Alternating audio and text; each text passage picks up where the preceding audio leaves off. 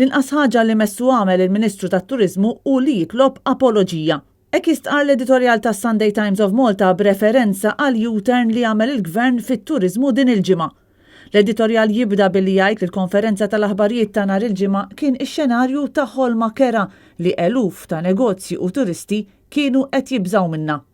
Id-deċiżjoni ħesrem li jitwaqfu milli jidħlu turisti mhux imlaqma f'pajjiżna u l-għeluq ħabta u sabta tal-iskejjel tal-Ingliż wara li xarilu biss saħansitra kienu qed jingħataw inċentivi sabiex dan il-qasam jerġa' jieħu rruħ, ħolqot problemi għal ħafna.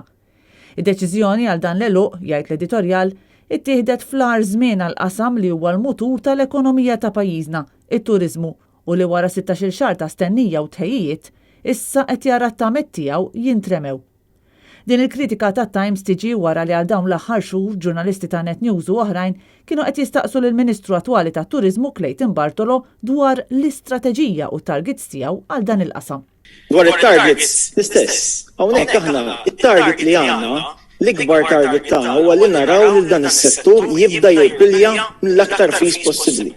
Lil minn numri, aħna maħniex interessati fin-numri. Clayton Bartolo libes iż-żarbun ta' Ministru tat-Turiżmu wara l-kritika qawwija ferm li qalet qablu Giulia Farrugia Portelli li l-mekkaniżms tagħha lanqas ma kienu ta' suċċess għal dan is-settur. In-numru ta' każijiet ġodda li qed jiġu reġistrati huma verament ta' tħassib meta wieħed iqis li wara ħafna sagrifiċċji fuq skala nazzjonali kien irnexxielna tista' tgħid inxejnu għal kollox il-virus, isostni l-editorjal. Iżda issa li s-sitwazzjoni f'pajjiżna reġgħet qiegħdi kli u li kellha tittieħed deċiżjoni daqstant drastika għal dak li hu turiżmu, l-inqas li jista' jagħmel il-Ministru tat-Turiżmu tajt is-Sunday Times of Malta u li jitlob apoloġija bażika lil kull min spiċċa bil-pjanijiet tiegħu imħarbta kompletament.